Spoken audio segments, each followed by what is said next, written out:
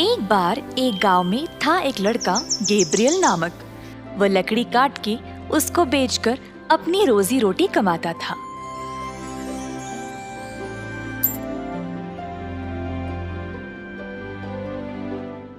एक दिन अपना काम खत्म करके जब वह घर को निकला, उसको रास्ते में मिल गया उसका दोस्त नोआ। उसने देखा कि नोआ कोई गहरी सोच में था। हे नोआ, किस बारे में इतना सोच रहे हो? हे गैब्रियल, क्या तुमको पता नहीं, महाराज की बेटी लापता हो गई है। क्या? पर ये हुआ कैसे? राजकुमारी कहीं दूर अपने दोस्तों के साथ घूमने गई थी और अचानक से गायब हो गई। महाराजा भी अपनी बेटी की याद में बहुत बीमार पड़ गए हैं।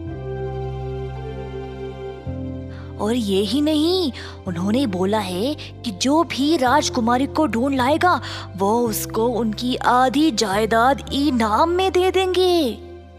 तो तुम ये सोच रहे हो कि कैसे राजकुमारी को ढूंढ ले आए और महाराजा की आधी संपत्ति जीत ले, है ना? हाँ। दोनों हंस के अपने अपने रास्ते चले गए। उस रात गैब्रियल बिना सोए इस बारे में सोचता ही रहा। महाराजा की आधी संपत्ति कमाने में तो न जाने कितने वर्ष लग जाएंगे। गैब्रियल ने सोचा कि वह किसी भी हालत में राजकुमारी को ढूंढ ले आएगा और राज्य की आधी संपत्ति को जीत लेगा।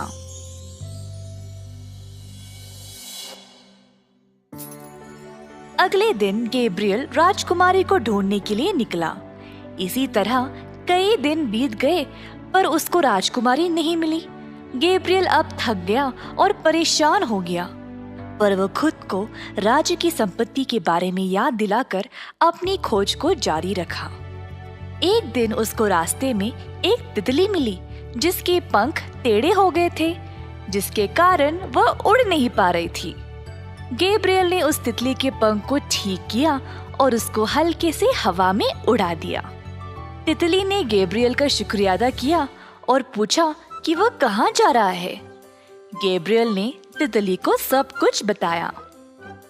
तितली ने सोचा कि वह गैब्रियल की मदद करे क्योंकि उसने भी तो उसकी सहायता की थी। वह सोचने लगी और उसको अचानक से याद आया कि कुछ दिन पहले एक जादूगर ने किसी लड़की को कब्जा किया था।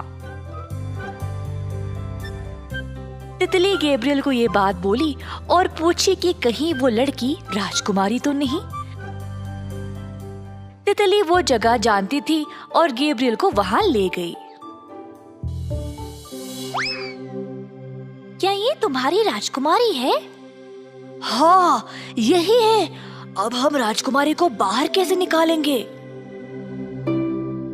जादूगर बहुत ही शक्तिशाली है, हम कुछ नहीं कर सकते।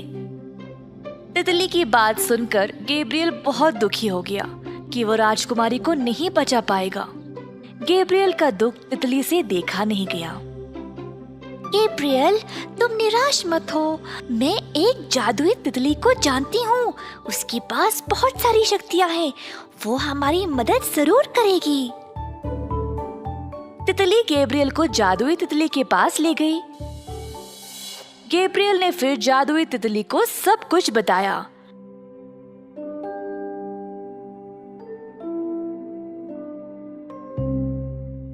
पर उसने उसकी मदद करने से मना कर दिया। गैब्रियल फिर से दुखी हो गया।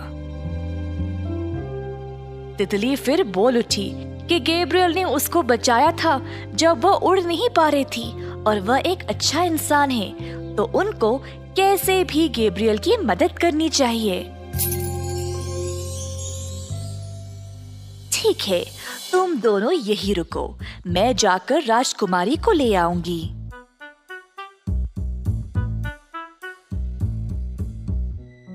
जादुई तितली ने फिर अपने आप को एक सुंदर लड़की के रूप में बदल डाला और जादूगर के गुफा के पास टहल रही थी।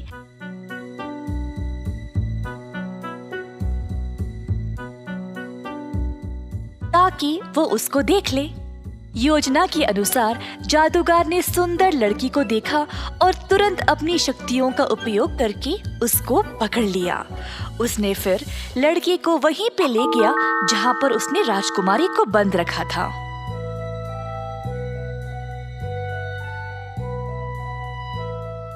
अंदर जाते ही सुंदर लड़की वापस जादुई तितली में बदल गई। ये देखकर राजकुमारी आश्चर्यचकित रह गई। तुम तो लड़की हो ना, तितली में कैसे बदल गई? मैं किसी भी रूप में बदल सकती हूँ, ये मेरी शक्ति है। पर ऐसी शक्ति होने के बाद भी तुम इस जादूगर के पकड़ में आई कैसे?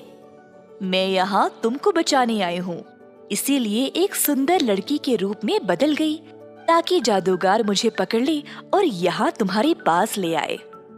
पर तुम मुझे जानती कैसे? गैब्रियल नामक एक लड़का मेरे पास आया था मेरी मदद के लिए, तो मैं उसके लिए तुम्हें बचाने आई हूँ।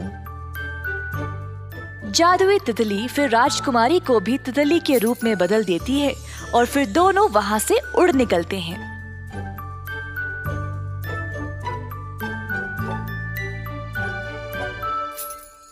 गैब्रियल के पास पहुँचते ही राजकुमारी वापस अपने असली रूप में आ गई। गैब्रियल ने फिर जादुई तितली को उसकी मदद के लिए धन्यवाद किया।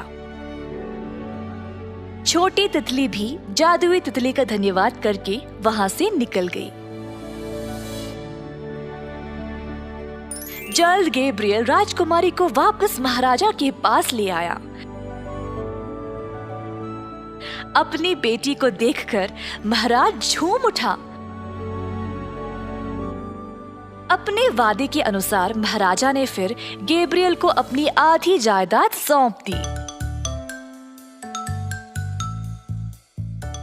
महाराजा ने सबके सामने इस बारे में ऐलान किया और सबको गैब्रियल के बारे में बताया।